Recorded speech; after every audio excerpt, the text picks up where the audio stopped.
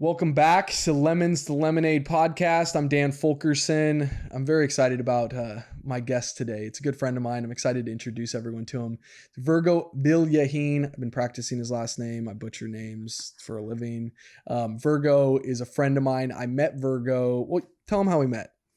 I met Dan through. Do you look at the camera? What? Do you look at? I don't know. You look wherever you want. Just do your thing. Be comfortable. Okay. I started working at Just in Time for foster youth 2 years ago, and I met Dan, who is one of our board members. And right off the bat, Dan has always come across as super genuine, ready to help, and is always ending the conversation with, "What can I do? Just let me know." And so it's been a great friendship to have. Yep. And Just in Time is an amazing organization. I found Just in Time about 2 years ago. I had a meeting with the founder of Just in Time, and she told me one statistic that got me involved and got me on the board. And that was when foster youth turn 18. And before I'm not foster youth. I don't have a whole lot of, contacts in my life that were foster youth before this.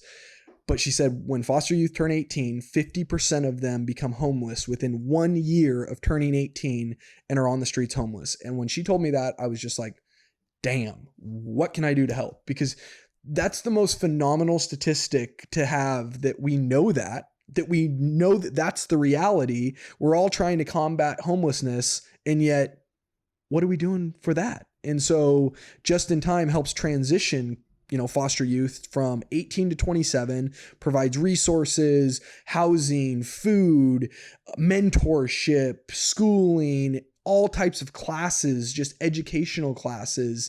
And Virgo's now, a staff member and one of the main staff members that helps the organization run. The organization wouldn't be what it is without Virgo. And Virgo was a foster youth himself. And so his perspective on all this is extremely incredible. And that's why I want him on today. I want Virgo on to be able to tell his story. And I'm going to tell you how I found out Virgo's story. And then I'm going to let him, kind of go from there. I didn't know Virgo's background. I just knew he was a really good guy. He was really dialed in. He was really responsible. And that's basically what it was. And then we had our big annual gala for Just in Time Foster Youth last year. It's called Walk the Talk. It's every year. And it's our big fundraiser so we can do everything that we do. And Virgo was one of the main keynote speakers. And Virgo went into his background and went into, how he became foster youth and why he does what he does now. And by the time he was done speaking, I'm sitting there crying, like drenched and looking around, and everyone that knew Virgo's story is laughing at me because they're like, "We knew you'd cry." And I'm like, "Come on, you can't give a guy a heads up, a warning, tell me what I'm walking into." And it was so impactful for me that when I started this podcast, it's to me about perspective, and it's about perseverance, and it's about realizing that human beings do go through some of the most difficult things that are imaginable, and they come out the other side. And that's the resilience of human beings. And Virgo is the definition of that to me. And so I'm going to stop talking and turn this over to him and just kind of, as much as you're open to do, walk us through your situation, walk us through what you've been through. And I'm going to kind of ask some questions along the way. Absolutely. So one of the great things about Just in Time for Foster Youth, more than half of our staff are former foster youth. Everyone that works directly with the youth as a coordinator is a former foster youth. So there's that shared experience. There's that immediate trust. For me, I left the Philippines with my family the year 2000. I was about 7 years old. I left behind everything we knew. We were the first ever, in our family to leave. And it was a tough transition. We had left to go pursue this American dream, and we ended up living in someone's basement for a few years. But for me, I got to spend time with my mom, and I'd never got that before because she was how old at the time? 7 years old. 7 years old. Okay. Mm-hmm. She had always been my guidepost. So in my head, I told myself, well, I have my American dream. I'm spending time with her. Yeah. We're reunited, and it's good. And then when I was 15 years old, I was on my way to tennis practice, and my brother called me and pretty much just told me straight up that our mom was dead. And for me, I had just seen her that morning. I gave her lunch to take to work, and just hours ago I saw her, and it was barely the end of the school day, and just how blunt it was delivered, and I couldn't believe it, but I knew my brother wouldn't call me like that just for a joke. Is it frozen in your head like that? you remember where you were or what you were thinking? It just frozen in time? I was walking to tennis practice, and as soon as he said it, it just kept echoing in my head that my mom is dead. Yep. My mom is dead. It didn't really hit me until we got picked up and we were driving by my house, and it was surrounded with yellow caution tape. There were police everywhere interrogating the neighbors, and the news media was there. And that's when it hit me that something happened, something serious happened. They brought us in to be questioned by the police, and then they finally told us that our dad had stabbed my mom to death. And pretty much as they were talking, they brought in a live news feed where the police were chasing after my dad. He was in the streets. He was running. He got to his car and they shot tear gas into it. And he ended up trying to take his own life in that car while the tear gas was releasing. And he went into a coma for about 3 years, never woke up. And pretty much that same day, my siblings and I were put into foster care system. Same day. Same day. I'm sure you haven't had a million things that were going through your head, but what's the one thing that you remember from that day? Like, what's the one thing that sticks out? Like, what comes next? How am I going to take care of my brothers and sisters? Like, what was your instant instincts in that moment? Well, I knew, so our little sister, she was about 7 years old at the time. I didn't want to cry in front of her because it was just me, her brother, and her. And I knew that I had to be strong for her. Yep. And I didn't want my brother to worry about me. I didn't want to be his burden. Yep. We should focus on my younger sister. She needs the most help. Yep. But while I'm trying to do that, all that's going through my head is that, like, please, mom, just come back. Tell me it's okay. Tell us we can go home. Yep. That never happened. A few days after, we were allowed back into the house, and pretty much with trash bags, collect as much as you can to take with you. You can't fit much in a trash bag. What was the transition like into the foster system? Like, I don't even know, and I think a lot of people don't know what happens. Where do you go that first night? How do they place you with the family? How did that all roll out? They brought out a social worker. Well, first we were under witness protection for a little while. So it was in a hotel placement where they would check up on us. We weren't allowed to have our phones, which is, even to this day, I think, like, why you're going to remove kids from their home, put them in a hotel room, and then cut off their contacts to their friends. We were just in our heads the whole couple of days, not knowing what's going to happen next. We were very fortunate that we were all placed into the same home, and we stayed in the same home. That's always a silver lining that I have. I never got separated from my siblings. Yep. But there was always this disconnect of, we lived with this family. They were Filipino, so, outside looking in, it looks like a family. But there's always this tension that my siblings and I knew we weren't their family. Yep.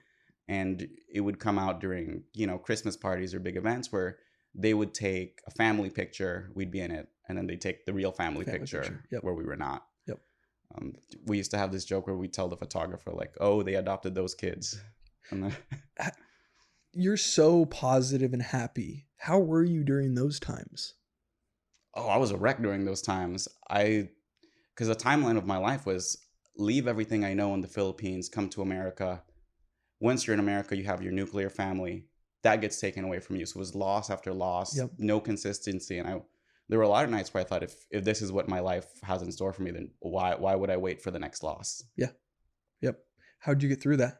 Like, what was the timeline of when you came out of that, and what were the things that kind of helped propel you out of that?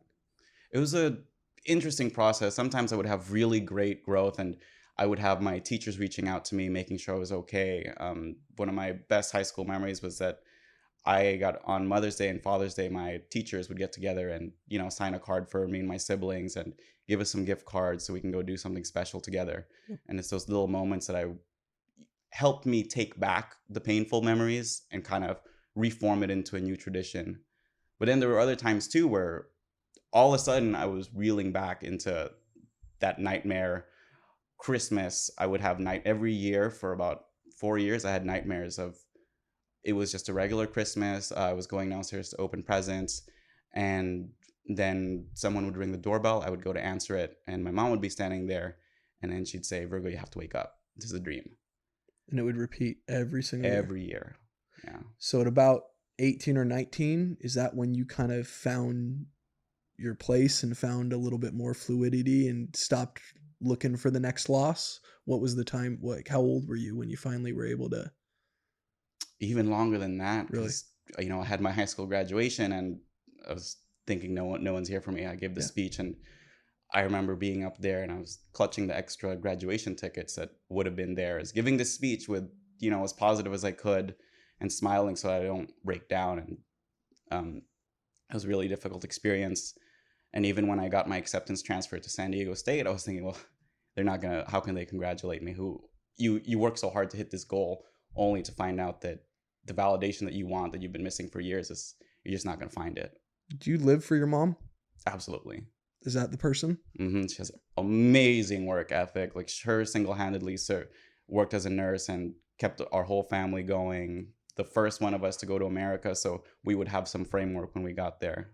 You think about her like when you hit hard times now, where you're like, Yeah. yeah, Sometimes when I'm working long hours, that's what helps me feel close to her. If I'm working really hard, I'm hitting a lot of goals, it makes me feel close to her because that's how she was. Yep. And it feels like I'm bringing her an honor by consistently doing well for I myself. hope you know how proud she is of you. Like, and I know you've heard that before, but like I say that to you with all the sincerity that I have. Is you're one of the people that is so real, and you live your life the right way, like you really do. And if I just hope you understand that she is extremely proud of you, because you are an impactful force in our society. I've seen what you've done for so many people, and I just hope you realize that. I really do, because sometimes it doesn't sink in. Like, I've had people say that to me, and I'm like, what with my bulldogs? Like, what am I doing?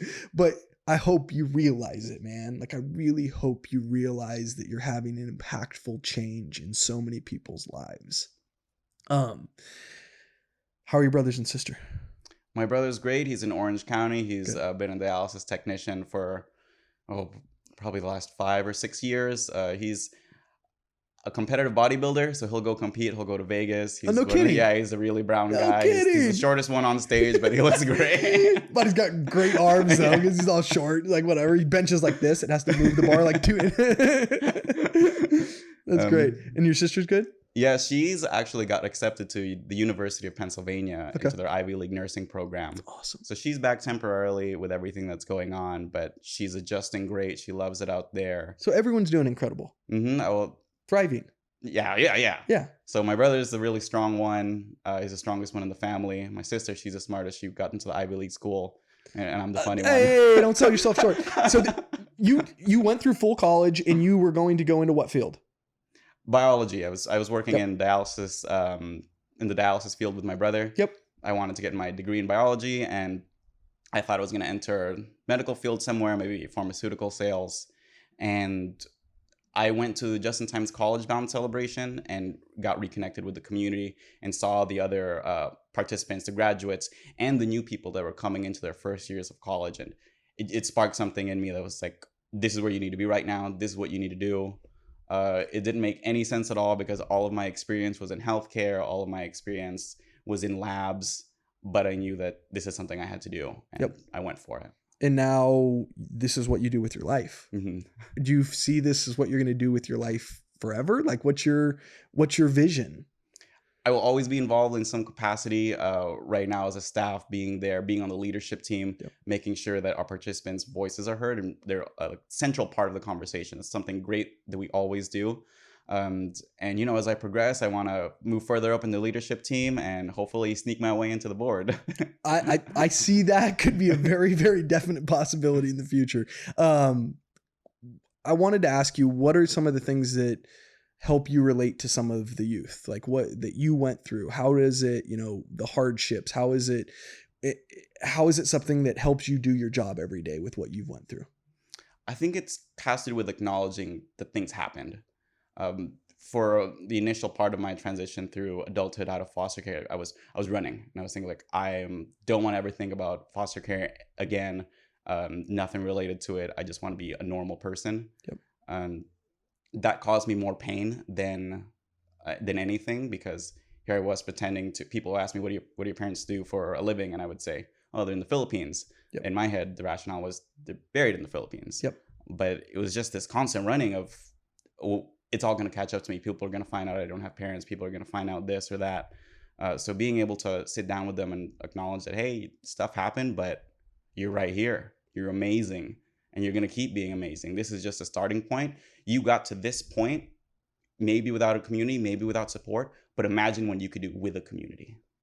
What do you think the biggest difference in your perspective is going through what you've gone through and coming out the other side? That's a good question.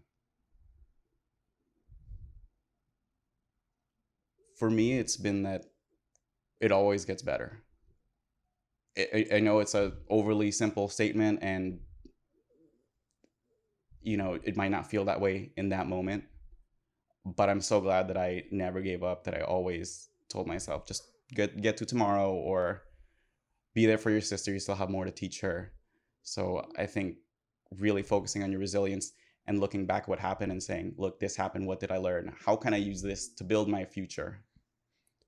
Any tips, tricks that you used when you were going through some of the hardest times to be able to climb out? Meditation, working out, family, friends? Like what was the biggest benefit to you? It was a balance of working out, because that allowed me to sit there and focus and just do one thing and focus on a routine. I think that was really great for Yep. me. The other thing too is find your guideposts, your anchors, your core people that you can call anytime and know that whatever you're going through, they're going to tell you they're proud of you. They're going to tell you that it was great talking to you and they can't wait to talk to you again. Yep.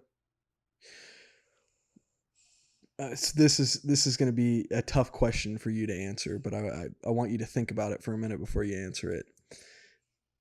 Is there a part of you, and it almost sounds, I almost don't want to ask the question, but I hope you understand where I'm coming from when I ask it.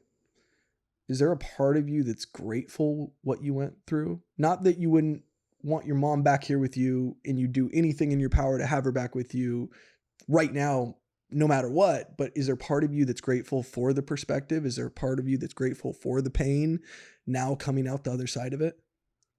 I've reaped a lot of benefits from the things that have happened. I've extracted a lot of lessons. I was consistently told that I was, in terms of maturity and how I care for me and my siblings, I was ahead of people of my years. So there were a lot of growing pains, but knowing what I know now, I think there was a lot of benefit to it. I got to go to school, on scholarships. My brother and my sister and I, we were never that close when we were living together. And now, even when we argue, sibling disputes, we still tell each other, it's you and me against the world. We're going to fight, but, I have your back. I'm always going to be there. Yep. And that's something that I think people find way later on in their lives, with certain people. But for me and my siblings, I was 15, my sister was 7, solid. Yep. Solid team. It's awesome. Last question for you. I think a lot of people, when they go through really hard events, they can blame other people, blame outside influences, and blame, other actors. And obviously in your situation, it's, there's certainly a figure in it that is an obvious part of why you're here, which is your father. Mm-hmm. Have you gotten to a point where you forgive him for what happened? Yes. You have. It took me some time. Even when he was in, his comatose state, we would visit him, and I would stand there and I would just be so angry. And for years, every visit, I didn't want to be there, but I went there out of some sort of respect or obligation.